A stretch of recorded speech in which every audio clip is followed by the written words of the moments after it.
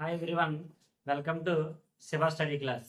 ఈరోజు మనం రీజనింగ్ క్లాసెస్లో భాగంగా ప్రతి కాంపిటేటివ్ ఎగ్జామ్లో రిపీటెడ్గా వచ్చే ఒక సిరీస్ గురించి నేర్చుకున్నాం. అయితే ఇక్కడ మనం ఈ సిరీస్ ఎలా ఉంటుంది అంటే, మనకు ఒక పారాగ్రాఫ్ ఇచ్చి ఆ పారాగ్రాఫ్లో కొన్ని పజిల్స్ ట్యాగిల్ చేసి దాని నుంచి కొన్ని క్వశ్చన్స్కి ఆన్సర్ రాబెట్టడం అనేది జరుగుతుంది.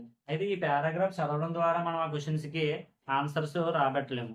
ఈ పారాగ్రాఫ్లో ఇచ్చినటువంటి మెంటల్ ఎబిలిటీని మనం క్లియర్ చేసి అప్పుడు ఆ క్వశ్చన్స్కి మనం ఆన్సర్స్ అనేది రాబట్టడానికి ఆస్కారం ఉంటుంది. అయితే ఇక మనం ఆలోచన చేయకుండా ఆ క్వశ్చన్ ఏంటి, ఆ క్వశ్చన్స్కి ఆన్సర్స్ ఎలా రాబట్టాలనేది చూద్దాం. అసలు ఆ పజిల్ ఎలా ట్రాగిల్ చేయాలి, చేసిన తర్వాత ఏ విధంగా క్వశ్చన్స్ వస్తాయి, వచ్చినటువంటి క్వశ్చన్స్కి మన ఆన్సర్ ఏ విధంగా చేయాలనేది చూద్దాం. అయితే ఇక్కడ ఇచ్చినటువంటి క్వశ్చన్ ఏంటంటే, ABCDEFGలకు సోమవారం నుండి మొదలుకొని ఆదివారంతో ముగిసేలా అందరికీ ఒకే వారంలో పరీక్షలు ఉన్నాయండి. అంటే ఇక్కడ 7 వ్యక్తులు ఉన్నారు.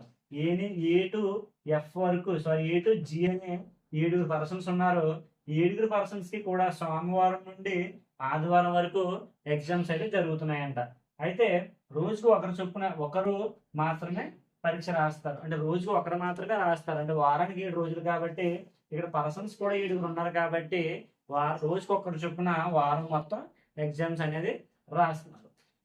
అయితే ఏ యొక్క పరీక్ష ముగిసిన తక్షణమే జీ యొక్క పరీక్ష ఉందంట. ఏ పరీక్ష అయిపోయిన వెంటనే జీ అనేవాడికి పరీక్ష ఉంది. ఏ పరీక్ష అయిపోయిన ఎవరికి ఉంది, జీ అనేవాడికి పరీక్ష ఉంది. తర్వాత ఎఫ్ పరీక్ష ఏ పరీక్షకు తక్షణమే ముందుంటుంది. ఈ ఎఫ్ పరీక్ష ఏ పరీక్ష కన్నా ముందు ఉంది. అంటే ఏ అనేవాడి కన్నా జీ అనేవాడు వెనకాల ఉన్నాడు, ఎఫ్ అనేవాడు ముందు ఉన్నాడు. ఇక్కడ వరకు మనకి అలా అర్థమవుతూ ఉంది. తర్వాత మనం బి పరీక్ష తర్వాత తక్షణమే ఈ పరీక్ష ఉంది. ఈ బి అనేవాడి పరీక్షకి తర్వాత తక్షణమే ఈ పరీక్ష ఉందంట. ఓకే, డి యొక్క పరీక్ష శుక్రవారం ఉంది. డి యొక్క పరీక్ష ఏ వారం ఉంది? శుక్రవారం ఉంది. ఇక్కడ డి యొక్క పరీక్ష ఏ వారమో మనకి ఇక్కడ క్లియర్ గా ఇవ్వడం జరిగింది కాబట్టి మనం ఆన్సర్ అనేది ఆ పజిల్ ఇక్కడి నుంచే మనం క్లియర్ చేయడానికి ప్రయత్నించాలి. తర్వాత డి యొక్క పరీక్షకు బి యొక్క పరీక్షకు ముందు ఉంటుంది. డి యొక్క పరీక్ష ఎవరికన్నా బి యొక్క పరీక్ష కన్నా ముందు ఉందంట. అంటే డి యొక్క పరీక్ష శుక్రవారం అయితే బి అనేవాడు ఎక్కడ ఉన్నాడు, డి కన్నా ముందున్నాడు. ముందంటే బి యొక్క పరీక్ష మనకి గురువారం అవడానికి అవకాశం ఉంది. తర్వాత సి తర్వాత ముగ్గురు మాత్రమే పరీక్షలు ఉన్నాయి. సి తర్వాత ఎంతమందికి పరీక్షలు ఉన్నాయంట? ముగ్గురికి మాత్రమే పరీక్షలు ఉన్నాయంట. ఓకే, అయితే ఇక్కడ మనం ఎలా ఈ క్వశ్చన్స్ ని మనం ఎలా ట్రాగిల్ చేయాలంటే, ఫస్ట్ మనం ఈజీగా ట్రాగిల్ చేయడానికి ఒక బాక్స్ పజిల్ గీసుకొని అక్కడి నుంచి మనం ఈ క్వశ్చన్స్ ని ఈజీగా ట్రాగిల్ చేయొచ్చు. అది ఎలా అంటే,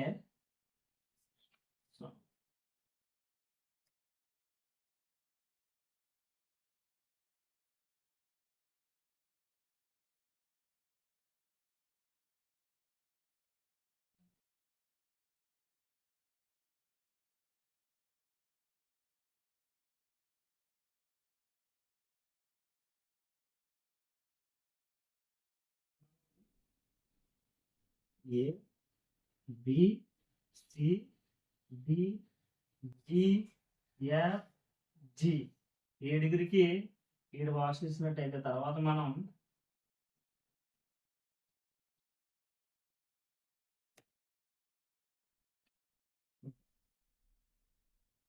సోమవారం, మంగళవారం, బుధవారం, గురువారం,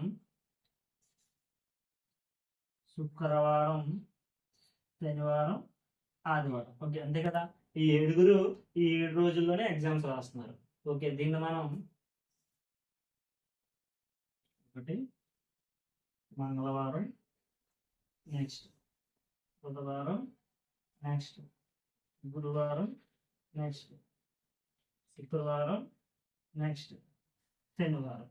ఓకే, అయితే ఇప్పుడు మనం ఎక్కడి నుంచి మనం ఈ క్వశ్చన్ ని స్టార్ట్ చేయాలని చెప్పాం. డి యొక్క పరీక్ష శుక్రవారం ఉంది. ఇక్కడ మనకి డి యొక్క పరీక్ష ఈ రోజున ఉన్నదో మనకి క్లియర్గా ఇచ్చారు కాబట్టి ఇక్కడి నుంచి మనం క్వశ్చన్ స్టార్ట్ చేయాలి. అంతకన్నా ముందు పారాగ్రాఫ్ లో ఉన్నదాన్ని కూడా ఒకసారి చదవడానికి ప్రయత్నిద్దాం. అయితే బి యొక్క పరీక్ష ముగిసిన తక్షణమే జి యొక్క పరీక్ష ఉందంట. అంటే ఇక్కడ మనం రఫ్ గా రాసుకుంటే ఏ యొక్క పరీక్ష తర్వాత ఎవరి పరీక్ష ఉందంటున్నాడు, జి యొక్క పరీక్ష ఉందన్నాడు. ఓకే, తర్వాత ఎఫ్ యొక్క పరీక్ష ఏ పరీక్షకి తక్షణమే ముందుంది. ఈ ఎఫ్ యొక్క పరీక్ష ఏ కన్నా ముందు ఉందంట. అంటే ఎఫ్ యొక్క పరీక్ష ఎక్కడ ఉంది, ఏ కన్నా ముందు ఉంది. అంటే ఇలా ముగ్గురు ఎక్కడ వచ్చినా సరే వరుస క్రమంలో రావడానికి ఆస్కారం ఉంది కదా. ఇప్పుడు మనకు అర్థమైంది ఏంటి, ముగ్గురు ఎక్కడి నుంచి స్టార్ట్ అయినా ఫస్ట్ ఎఫ్ వస్తుంది, ఎఫ్ తర్వాత ఏ వస్తుంది, ఏ తర్వాత జి వస్తుంది అని మనకి ఈ ఫస్ట్ పారాగ్రాఫ్ లో అర్థమవుతుంది. తర్వాత బి పరీక్ష తర్వాత తక్షణమే ఈ పరీక్ష ఉంది. ఇక్కడ బి పరీక్షకి తర్వాత అంటే బి పరీక్షకి తక్షణమే ఎవరి పరీక్ష ఉందంట, ఈ పరీక్ష ఉందంట. వీళ్ళిద్దరూ కూడా వరుస క్రమంలో రావడానికి ఆస్కారం ఉంది. ఓకే, అయితే ఇప్పుడు డి యొక్క పరీక్ష ఎప్పుడు అంటాడు, శుక్రవారం అంటున్నాడు. ఈ డి అనేవాడు శుక్రవారం పరీక్ష రాస్తున్నాడు, అంటే ఈ రోజున పరీక్ష రాస్తున్నాడు. అంటే ఈ డి అనేవాడు శుక్రవారం పరీక్ష రాస్తున్నాడు అంటే శుక్రవారం ఇంకెవరు రాయరు కదా, ఎందుకంటే వారానికి రోజుకి ఒక్కరు మాత్రమే పరీక్ష రాస్తున్నారు. సో ఇంకెవరు పరీక్ష రాయరు కాబట్టి ఏ అనేవాడు శుక్రవారం పరీక్ష రాయడు, బి అనేవాడు రాయడు, సి అనేవాడు రాయడు. ఓన్లీ డి అనేవాడు మాత్రమే శుక్రవారం రాస్తున్నాడు. ఓకే, ఈ రాయడు, ఎఫ్ రాయడు, జి రాయడు. డి అనేవాడు శుక్రవారం రాస్తాడు కాబట్టి మిగతా వారాల్లో రాయడానికి ఆస్కారం లేదు కదా, లేదు.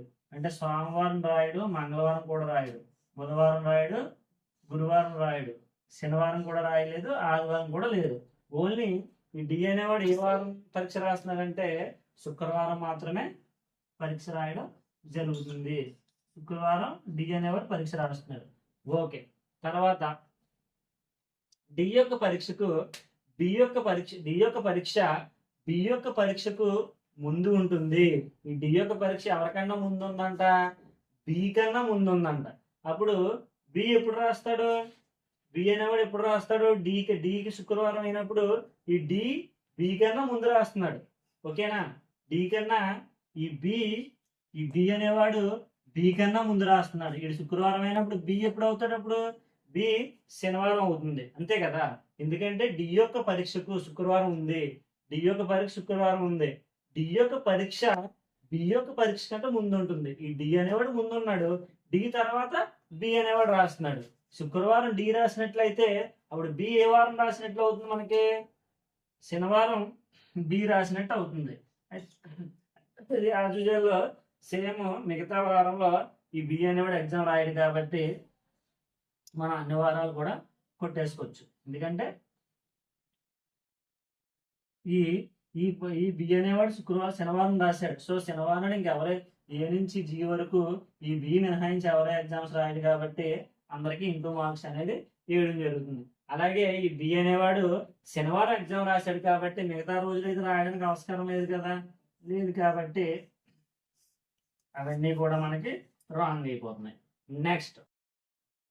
నెక్స్ట్ ఏమన్నాడంటే పరీక్షకు ముందుండు. సి తర్వాత ముగ్గురు మాత్రమే పరీక్షలు రాస్తానంట. సి తర్వాత ఎంతమంది పరీక్షలు రాస్తున్నారు, 1, 2, 3. అంటే సి తర్వాత ముగ్గురు మాత్రమే పరీక్షలు రాస్తున్నారు కాబట్టి సి ఎన్నోవాడు అయి ఉండాలి, కింద నుంచి ముగ్గురు ఉండాలి. అంటే సి ఎన్నోవాడు అయి ఉండాలి, 4వ అయి ఉండాలి. అంటే సి అనేవాడు గురువారం పరీక్ష రాస్తున్నాడు. ఎందుకంటే సి తర్వాత ముగ్గురే ఉన్నారు పరీక్ష రాయడానికి. సి తర్వాత ముగ్గురు సరిపోతున్నారు కదా, 1, 2, 3. అందరూ సి తర్వాత ఇద్దరు డిసైడ్ అయిపోయారు, 3వవాడు అయితే డిసైడ్ అవ్వడానికి అవకాశం ఇంకా మనం డిసైడ్ చేసుకోలేదు. ఓకే, ఇప్పుడు సి అనేవాడు గురువారం పరీక్ష రాస్తున్నారు కాబట్టి మిగతా ఏ వారం కూడా సి అనేవాడు పరీక్ష రాయడానికి ఆస్కారం లేదు. అందుకని ఇవన్నీ కూడా ఇంటూ మార్క్స్. సి అనేవాడు గురువారం పరీక్ష రాస్తున్నారు, ఎవరు కూడా గురువారం పరీక్ష రాయలేరు కదా, సో ఇవన్నీ కూడా రాంగ్. ఓకే, ఇప్పుడు సి అనేవాడు తర్వాత ఎంతమంది పరీక్షలు రాస్తున్నారు, ఇక్కడ సి తర్వాత ఎంతమంది అన్నారు, ముగ్గురు పరీక్షలు రాస్తున్నారు అన్నారు, 1, 2, 3. ఓకే, ఇంకా మనకి ఇక్కడ బి పరీక్ష తర్వాత తక్షణమే ఎవరి పరీక్ష ఉందంట, ఈ పరీక్ష ఉందంట. బి అనేవాడు పరీక్ష ఎక్కడ రాశాడు, బి అనేవాడు శుక్రవారం పరీక్ష రాశాడు. ఇక్కడ ఇచ్చినటువంటి పాయింట్ మరొకసారి గమనించినట్లయితే బి పరీక్ష తర్వాత తక్షణమే ఈ పరీక్ష ఉంది. అంటే బి అనేవాడు శుక్రవారం రాశాడు కాబట్టి తక్షణమే వీళ్ళిద్దరూ వరుస క్రమంలో ఉన్నారు కదా, తక్షణమే ఎవరు రావాలి, ఈ అనేవాడు తక్షణమే రావాలి. అంటే ఈ అనేవాడు ఎప్పుడు రాస్తున్నాడు, ఈ అనేవాడు ఆదివారం ఎగ్జామ్ రాస్తున్నాడు. ఈ అనేవాడు ఎప్పుడు రాస్తున్నాడు, ఆదివారం ఎగ్జామ్ రాస్తున్నాడు. అయితే ఆదివారం ఈ అనేవాడు రాస్తున్నాడు కాబట్టి ఈ అనేవాడు ఆదివారం ఎగ్జామ్ రాస్తున్నాడు. ఓకే, ఆదివారం ఈ అనేవాడు రాస్తున్నారు కాబట్టి మిగతా ఎవరో కూడా ఆదివారం అయితే రాయలేరు కదా. ఏ రాయలేడు, వీళ్ళు ముగ్గురు రాయలేరు, వీళ్ళు రాయలేరు, వీళ్ళు రాయలేరు. ఎందుకంటే ఇక్కడ మనం ఒకసారి మళ్ళీ చూసినట్లయితే బి పరీక్ష తర్వాత తక్షణమే ఈ పరీక్ష ఉంది అని ఇక్కడ ఇచ్చిందండి. బి పరీక్ష తర్వాత బి అనేవాడు ఎక్కడ ఎగ్జామ్ రాశాడు? ఈ బి అనేవాడు శనివారం ఎగ్జామ్ రాసినట్లయితే తక్షణమే ఈ పరీక్ష ఉంది. ఈ శనివారం తర్వాత రోజు ఆదివారం కాబట్టి ఈ అనేవాడు ఎప్పుడు రాస్తాడు? అప్పుడు ఆదివారం రాస్తున్నాడు. ఓకే, నెక్స్ట్ ఆల్రెడీ ఇంకా మనకు మిగిలి ఉన్న రోజులన్నీ 1, 2, 3 1, 2, 3 అంటే 3 రోజులు మిగిలి ఉన్నాయి. ఆ 3 రోజులకి వీళ్ళు ముగ్గురు ఉన్నారు కదా. వీళ్ళు ముగ్గురు వరుస క్రమం మనం ఆల్రెడీ డిసైడ్ చేస్తాం. అంటే ఏ వారమో మనం డిసైడ్ చేయలేదు, కానీ వీళ్ళు ముగ్గురు ఒక వరుస క్రమంలో వస్తున్నారని మనం డిసైడ్ చేసాం. అంటే సోమవారం ఎవరు పరీక్ష రాస్తున్నట్టు దాన్ని బట్టి చూసుకుంటే మనకి సోమవారం ఎఫ్ అనేవాడు సోమవారం పరీక్ష రాస్తున్నాడు. ఏ అనేవాడు మంగళవారం పరీక్ష రాస్తున్నాడు. జి అనేవాడు బుధవారం పరీక్ష రాస్తున్నాడు. ఓకే, సరిపోయింది కదా. ముగ్గురు వరుస క్రమం, వీళ్ళిద్దరూ వరుస క్రమం, బిఈ వరుస క్రమం. చూసారా, బిఈ వరుస క్రమంలో వచ్చారు. బిఈ ఎప్పుడు వచ్చారు? బిఈ ఏమో శనివారం వచ్చాడు, బిఈ ఏమో ఆదివారం వచ్చాడు. ఇంకా ఇచ్చినటువంటి కండిషన్ ఏంటి? సి తర్వాత ముగ్గురు మాత్రమే పరీక్షలు రాయడానికి ఉన్నారంట. సి గురువారం రాశాడు, సి తర్వాత ముగ్గురు సరిపోయారు కదా. ఇక్కడ కండిషన్ కూడా మనకి సాటిస్ఫై అయింది. అయితే సోమవారం ఎఫ్ రాస్తున్నారు కాబట్టి మిగతా ఎవరు కూడా సోమవారం రాయలేరు కదా. ఓకే, నెక్స్ట్ మంగళవారం ఏ రాస్తున్నారు కాబట్టి మిగతా ఎవరు మంగళవారం రాయలేరు కదా. ఓకే, బుధవారం ఎవరు రాస్తున్నారు? బుధవారం జి అనేవాడు రాస్తున్నారు. ఎందుకంటే ఇక్కడ మనం ఆల్రెడీ వీళ్ళ లైన్ ఒక లైన్లో వరుస క్రమంలో ఉంటారని మనం ముందే డిసైడ్ చేసాం. ఏ కన్నా ముందు ఎఫ్, ఏ తర్వాత జి అనేది. ఇక్కడ ఏ అనేవాడు మంగళవారం వచ్చాడు, ఏ కన్నా ముందు ఎఫ్ సోమవారం వస్తాడు. ఏ తర్వాత ఎవరు? బుధవారం వచ్చేది. ఏ తర్వాత జి అనేవాడు బుధవారం వచ్చాడు. సో జి బుధవారం వస్తున్నారు కాబట్టి ఏ రాడు, అలాగే ఈ రాడు, ఎఫ్ కూడా రాడు, ఇది కూడా జి కూడా రాదు. అయితే ఇచ్చినటువంటి పారాగ్రాఫ్ ని ఈ క్వశ్చన్ మనకి ఆల్రెడీ ఒక టౌన్ బిల్డింగ్స్ ఓవర్సీస్ ఎగ్జామ్ లో పడడం జరిగింది. ఈ క్వశ్చన్ మనం ఇలాగా ట్రాకిల్ చేసి ఇక్కడ నుంచి మనకి కొన్ని క్వశ్చన్స్ ఇస్తారు. అంటే ఎలా ఇస్తారంటే ఇక్కడ ఇచ్చినటువంటి ఈ పారాగ్రాఫ్ ని ఆధారం చేసుకొని ఇక్కడ ఇచ్చినటువంటి పారాగ్రాఫ్ ని ఆధారం చేసుకున్నట్లయితే మన క్వశ్చన్స్ ఎలా వస్తాయంటే ఏ తర్వాత ఎగ్జామ్ ఏ తర్వాత పరీక్ష రాసేది ఎవరు, లేదంటే సి కన్నా ముందు పరీక్ష రాసేది ఎవరు, లేదంటే బుధవారం రోజున ఎవరు పరీక్ష రాస్తున్నారు. ఈ విధంగా మనకి ఒకటే లేదా ఒక క్వశ్చన్ అయితే కదా 2 లేదా 3 క్వశ్చన్స్ ఈ పారాగ్రాఫ్ ఇచ్చి ఇలాగా 2 లేదా 3 క్వశ్చన్స్ అడగడం జరుగుతుంది. మనం ఈ విధంగా దీన్ని ట్రాకిల్ చేసుకున్నట్లయితే ఇక్కడ నుంచి ఏ క్వశ్చన్ వచ్చినా సరే, వాళ్ళు ఎలాంటి క్వశ్చన్ ఇచ్చినా సరే, ఎగ్జామ్ ఎలాంటి క్వశ్చన్ అయినా సరే మనం ఈజీగా ఆన్సర్ చేయగలం. ఎందుకంటే మన ఆన్సర్ కళ్ళ ముందే కనబడుతుంది. ఇక్కడ మనకి ఆన్సర్ మనకి ఏమవుతుంది? కళ్ళ ముందే ఆన్సర్ కనబడుతుంది. ఇందులో ఏ రోజు ఎవరు పరీక్ష రాస్తున్నారో మనకి ఈజీగా అర్థమైపోయింది. ఇంకా మనం అప్పుడు ఏం చేస్తాం? ఇచ్చింది ఎలాంటి క్వశ్చన్ అయినా సరే మనం ఆన్సర్ చాలా ఈజీగా పెట్టగలుగుతాం. అలాగే ఇలాంటి సిరీస్ నుంచి మరొక కొన్ని సమస్యలు మనం ట్రాకిల్ చేసి నెక్స్ట్ క్లాస్లో నెక్స్ట్ సిరీస్ గురించి మనం నేర్చుకుందాం. ఈ సిరీస్ నుంచి మనం రెండో లెక్కగా ఈ సమ్ చేయడానికి ప్రయత్నిద్దాం. ఇది మనకి ముందు చేసిన సమ్ లాగా అది వేరే మోడల్ అయితే ఈ సమ్ము వేరే మోడల్లో ట్రై చేసి ఇంక ఈ సిరీస్ నుంచి ఎటువంటి మోడల్ వచ్చినా సరే మనం ఎగ్జామ్లో ఈజీగా ట్రాకిల్ చేయడానికి అవకాశం ఉంటుంది. అసలు ఇందుకు సమ్ ఏంటంటే ABCDEF ఒకే భవనంలో వేర్వేరు అంతస్తుల్లో నివసిస్తున్నారు. భవనంలో క్రింది అంతస్తు 1 గాను, దానిపైన 2 గాను, పై అంతస్తు 6 గాను పరిగణించబడ్డాయి. ఎఫ్ సరి సంఖ్యలు గల అంతస్తుల్లో నివసిస్తున్నాడు, కానీ 6లో కాదు. ఈ ఎఫ్ నివసించే అంతస్తుల సంఖ్య మొత్తం 9. FB నివసించే అంతస్తుల సంఖ్య 5. ఏ అనే వ్యక్తి తక్షణమే సి క్రింద నివసిస్తున్నాడు.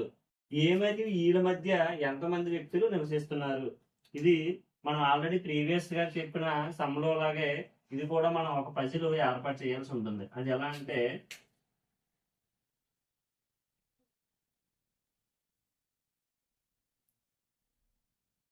మొత్తం 6 నెంబర్స్ కాబట్టి 1వ అంతస్తు, 2వ అంతస్తు, 3వ అంతస్తు, 4వ అంతస్తు, 5వ అంతస్తు, 6వ అంతస్తు.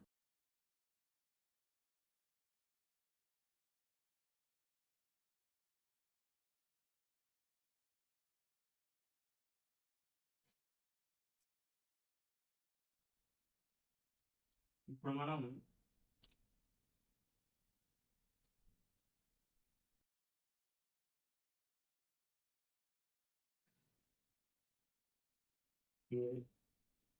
బి సి డి ఈ ఎఫ్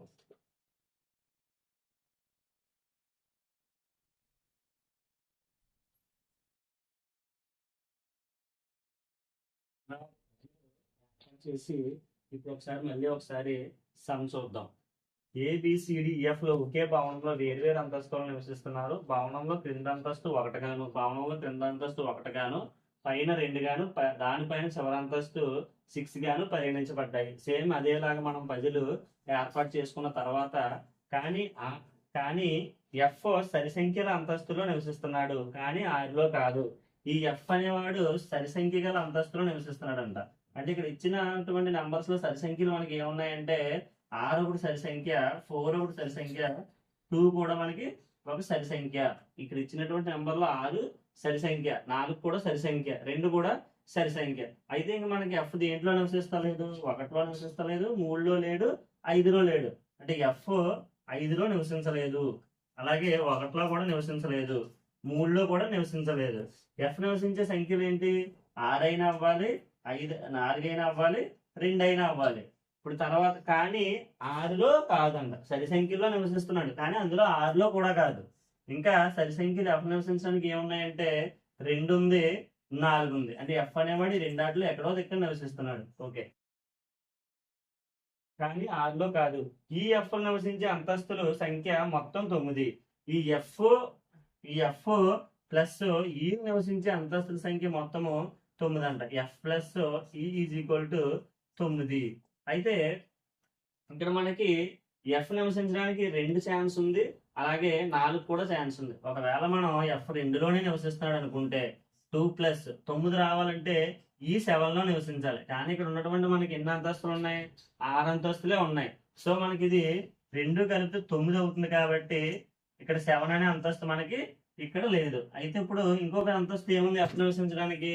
4 అనే అంతస్తు కూడా అవకాశం ఉంది. అంటే ఎఫ్ 4 అనుకుంటే అప్పుడు ఈ 5లో నివసిస్తాడు. ఎందుకంటే ఈ 2 కలిపితే మనకి 9 రావడానికి ఆస్కారం ఉంది. అంటే ఇప్పుడు ఎఫ్ ఎందులో నివసిస్తున్నట్టు? 4లో నివసిస్తున్నట్టు. ఎఫ్ అనేవాడు మనకి 4లో నివసిస్తున్నాడు. ఎఫ్ అనేవాడు 4లో నివసిస్తున్నాడు అంటే 4లో ఎవరు నివసించలేరు కదా. అంటే వీళ్ళందరూ కూడా ఇక్కడ ఎవరు నివసించట్లేదు కాబట్టి ఇది రాంగ్. నెక్స్ట్ ఈ అనేవాడు కూడా ఎక్కడ నివసిస్తున్నాడో మనకు తెలిసిపోయింది కదా. ఎఫ్ అనేవాడు 4లో నివసిస్తున్నాడు, ఈ అనేవాడు 5లో నివసిస్తున్నాడు. ఈ అనేవాడు మనకి ఎక్కడ నివసిస్తున్నాడు? 5లో నివసిస్తున్నాడు. ఈ అనేవాడు 5లో నివసిస్తున్నాడు కాబట్టి మిగతా ఇందులోనే కూడా నివసించలేడు కదా, ఇది కూడా అవకాశం లేదు. నెక్స్ట్ ఈ అనేవాడు 5లో నివసిస్తున్నాడు, మిగతా ఎవరో కూడా 5లో నివసించలేరు. ఓకే, నెక్స్ట్ ఎఫ్ బి నివసించే అంతస్తుల సంఖ్య 5. ఎఫ్ బిలు ఎఫ్ ఇందులో నివసిస్తున్నాడు, 4లో నివసిస్తున్నాడు. ఎఫ్ బిలో నివసించే అంతస్తుల సంఖ్య 5 అంట. ఎఫ్ 4 అయినప్పుడు బి ఎంత అవ్వాలి? ఎఫ్ 5 రావాలంటే ప్లస్ 1 యాడ్ చేస్తే మనకి 5 అనేది రావడం జరుగుతుంది. అప్పుడు మనకి బి అనేవాడు ఎక్కడ నివసిస్తున్నాడు? ఎఫ్ బి నివసించే అంతస్తుల సంఖ్య 5. అప్పుడు మనకి బి అనేవాడు ఎక్కడ నివసించినట్టు? బి అనేవాడు మనకి 1లో నివసిస్తున్నాడు. అంటే బి అనేవాడు 1లో నివసిస్తున్నాడు కాబట్టి మిగతా వాళ్ళు ఎవరు కూడా 1లో నివసించలేరు కదా.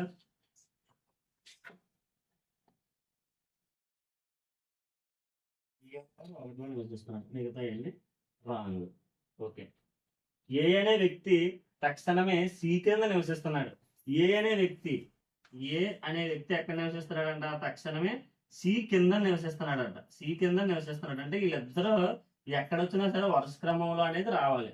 వీళ్ళిద్దరూ ఎక్కడొచ్చినా వరుస క్రమంలో రావాలి. అంటే ఇక్కడ 6లో ఏ వేసుకుంటే ఏ అనే వ్యక్తిని 6లో నివసిస్తున్నాడు అనుకుంటే 5లో సి నివసించడానికి ఇక్కడ మనకు అవకాశం లేదు. ఎందుకంటే వీళ్ళిద్దరూ వరుస క్రమంలో రావాలి. ఏ అనే సి అనే వ్యక్తులిద్దరూ వరుస క్రమంలో రావాలి. ఇక్కడ సి ఆల్రెడీ 5లోని ఈ అనే వ్యక్తి నివసిస్తున్నాడు కాబట్టి ఇక్కడ మనకి ఏ వేసుకోవడానికి అవకాశం లేదు. ఇక మనకి రెండు వరుస క్రమంలో రావాలంటే అవకాశం ఎక్కడ ఉంది? 3లో ఉంది, అలాగే 2లో కూడా ఉంది. అంటే ఏ అనే వ్యక్తి 3లో నివసించినట్లయితే అప్పుడు సి అనే వ్యక్తి ఎక్కడ నివసిస్తాడు? 2లో నివసిస్తాడు. మిగతా అన్ని క్యాన్సిల్ చేసుకోండి.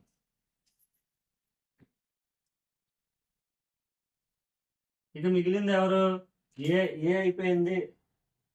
ఇక మిగిలింది మనకి ఏ అనే వ్యక్తి 3లో నివసిస్తున్నాడు, బి అనే వ్యక్తి 1లో నివసిస్తున్నాడు, సి అనే వ్యక్తి 2లో నివసిస్తున్నాడు, డి అనే వ్యక్తి ఇప్పుడు వచ్చి మనం డి అనే వ్యక్తి ఇచ్చినటువంటి పజిల్లో సమ్మలో కూడా ఎక్కడా నివసించలేదు. ఇంకా మిగిలింది ఏముందంటే మనకి డి అనే వ్యక్తి 6లో నివసిస్తున్నాడు.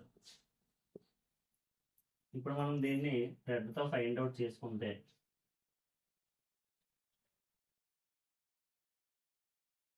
ఈ విధంగా మనం పజిల్ తయారు చేసుకున్న తర్వాత ఈ సంబంధించి మనం ఎటువంటి క్వశ్చన్ వచ్చినా సరే ఈజీగా ఆన్సర్ చేయడానికి అవకాశం ఉంది. ఈ సంబంధించి మనకి ఏ విధంగా క్వశ్చన్స్ వస్తున్నాయంటే ఏకి బికి మధ్య ఎంతమంది ఉన్నారు, లేదా డి అనేవాడు ఎన్నో అంతస్తులో నివసిస్తున్నాడు, లేదా ఏ టైప్ క్వశ్చన్ అయినా సరే ఇందులోంచి రావడానికి అవకాశం ఉంది.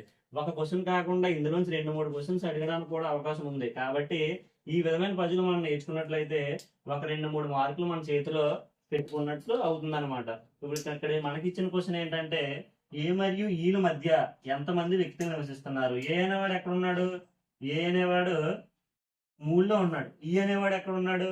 ఈ అనేవాడు 5లో ఉన్నాడు. ఏ మరియు ఈల మధ్య ఎంతమంది ఉన్నారు? 3కి 5కి మధ్య ఎంతమంది ఉన్నారు? ఒక పర్సన్ మాత్రమే 3కి 5కి మధ్య ఉండడం జరిగింది. అంటే ఇక్కడ మనకి ఆప్షన్ 1 కరెక్ట్ అవుతుంది. ఈ వీడియో మీకు నచ్చినట్లయితే లైక్ చేసి, షేర్ చేసి, సబ్స్క్రైబ్ చేయండి. మరియు కొత్త సిరీస్తో నెక్స్ట్ వీడియోలో మళ్ళీ కలుద్దాం. Bye bye.